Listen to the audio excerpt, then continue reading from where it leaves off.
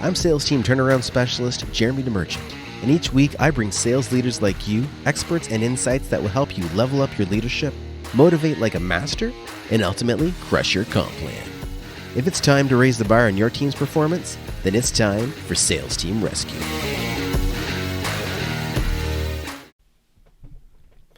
Welcome to Sales Team Rescue, episode number 99.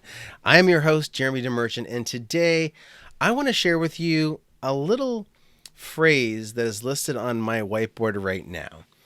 And that phrase is, action comes from certainty. Now, I'm going to take zero credit for the line because I've heard Jordan Belfort, the Wolf of Wall Street, talk about how important certainty is in the sales process.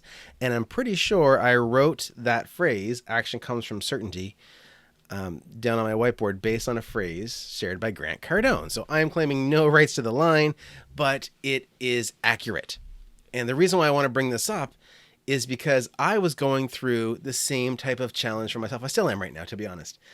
I was approached by somebody who was trying to sell me something. And it's a very big ticket purchase. Big upfront investment, and I was struggling with it. I know that I want the results that it's promising. I know that if I get those results, I'll be on track for where I want to go. But I'm not certain. I'm not certain that the results that they offer, the results that they're going to give me, I don't know that they can deliver. I'm not certain that they can deliver.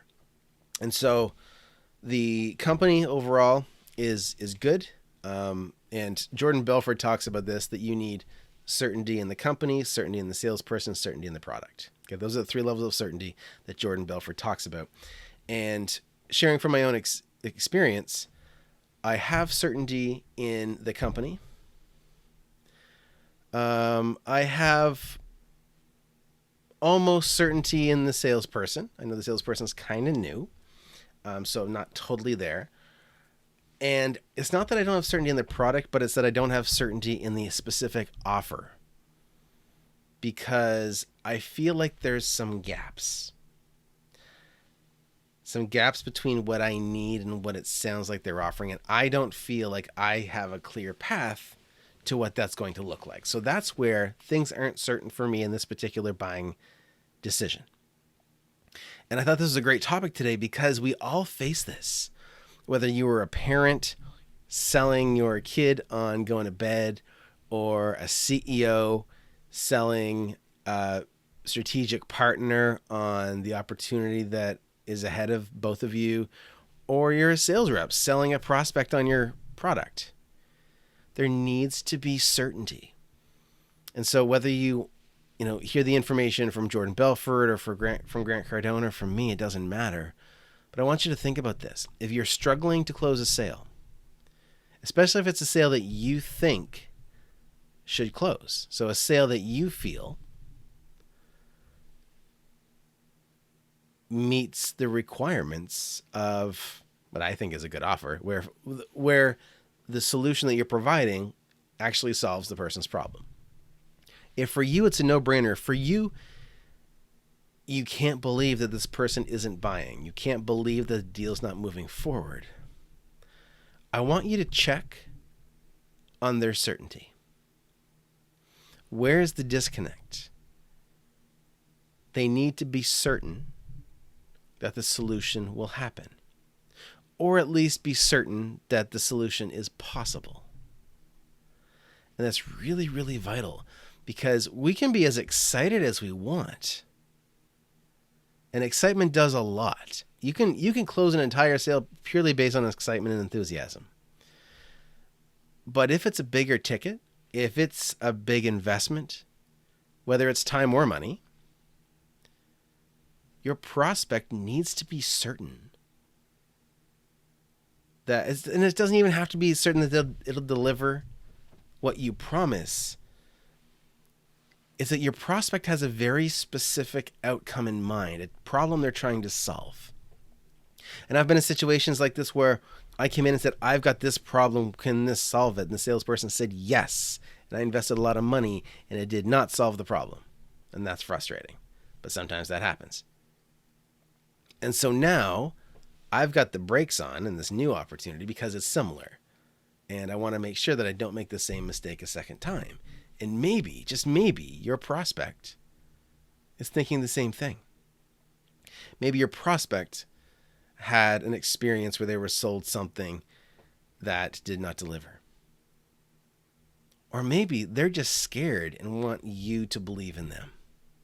Maybe it's them that they don't have the certainty in. So there's certainty all around. There's the company, there's the product, there's a salesperson, there's themselves. I think Jordan Belfort only talks about 3, but there's more. There has to be a level of certainty that outweighs the perceived risk. And so in your situation, in your engagement, what's that perceived risk for your prospect or client? And what can you do to help them become more certain, to increase that certainty in themselves, in you, in the company, in the product? What can you do? Because they are not going to buy, especially if it's a big investment of time or money or both. They are not going to invest that money or time if they're not certain about the outcome, or at least that there's a path to the outcome. Okay, most people don't mind knowing that they have to do the work, but they need to see that clear path. And if the path isn't certain, it's going to be a struggle to close. So I want to challenge you to sit down, take out a piece of paper and a pen or your iPad or your phone or whatever, and write down what concerns your prospect may have. And include the things that are internal. Am I a failure? Can I make this work? Will it work for me? Things like, the things that keep them up at 3 a.m. What are the challenges? What are their fears? What objections might come from that? What other areas might they be uncertain? Do you have a competitor that's really well known and maybe you're a little lesser known and maybe you're a little lower in price, but there's still some perceived risk or at least potential perceived risk? Or maybe you're not the cheap, maybe you're the most expensive. And so the lack of certainty is around whether or not they're going to get that extra value if your price is higher than maybe someone else they're looking at. So make a list of every single piece of the thought process that your prospect may be going through and highlight those things that might create uncertainty.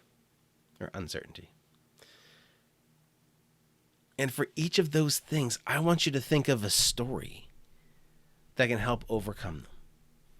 And it can be a story about, your own story, parts of your life or your business experience. It could be someone else in your company. It could be your CEO.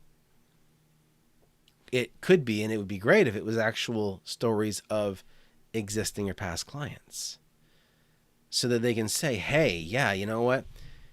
James came in and he was feeling like he couldn't get anything right. He'd been struggling for this many years and was ready to give up. But once we had a chat and got to identify the real challenge, we were able to use our XYZ service to help him go step by step by step through our patented process to achieve those ultimate results he was looking for. Oh, well, if it can work for James, then I'm sure it can work for me. Check. And it's done. So what else? What else can you provide for examples to help overcome these levels of uncertainty? So these levels of uncertainty will show up in the form of objections, in the form of excuses, in the form of sometimes people just not answering your follow-up call. Okay, it's so easy when someone has doubt for them to just not answer your next call. So don't let that be the case. Don't leave them waiting for a call back from you. Schedule callbacks, okay? Get them on the calendar, validate them, all that jazz. But when it comes to identifying the key pieces of uncertainty that may lie in the minds of your prospect, and then being able to match them with a story, with a situation, with a case study that you can use to illustrate to your prospect that people that have felt those same emotions or had those same concerns have moved forward and saw success, then if that really is a concern, then it's a done deal. Now, if there's other concerns, they may come up as well, other sources of uncertainty, and you might need to deal with 3 or 4 or 5. But normally, there's really just one key piece of uncertainty that's keeping your prospect from moving forward. So you need to figure out what that is. Okay, so again, I want to challenge you. Take a piece of paper and a pen or an iPad or a phone or whatever, and make a list of the different concerns.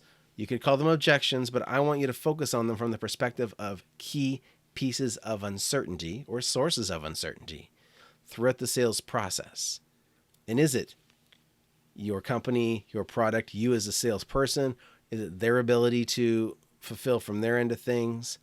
What is it? Is there time concerns? I'm not certain that I can get it done in the amount of time that I have. Is it money? I'm not certain that I can put together this amount of money, or I'm not certain that I'll get that return on the money is more likely the challenge. But write all those out and then come up with those stories from yourself, from your clients. And even if there's a scenario, and we'll call this an extra for experts. If you have a scenario where there is a place or a source of uncertainty in your sales process, and you don't have a story to overcome it, you don't have a case study or a client testimonial that you can use, it's okay to borrow one from somewhere else. And what I mean by that is, just because somebody hasn't gone through your program doesn't mean there aren't other areas that are similar, other programs or solutions that might be similar where someone has gone through and gotten the result. So, for example, if I have, and this is an extreme thing, but let's just say that I have somebody who's never gone through sales training and they were terrified and they heard it was a waste of money or whatever. And let's just say that I never had anybody go through my sales training. Now, that's clearly not the case, but let's just say that was the case. Well, I could use another story from another company. I could say, well, you know what? It's interesting you say that because I know a guy, his name's Jim, and he went through sales training just like this. I didn't say it was mine, but just like this. And what he found was his sales results increased by 20% just in the first month. Oh. Okay, suddenly they feel better. You didn't lie, you didn't mislead, you just calmed their uncertainty. That's it. And that's your role as a sales professional, is to help identify and overcome all the levels of uncertainty in the process. Now, again, if it's not the right fit, don't make the sale, right?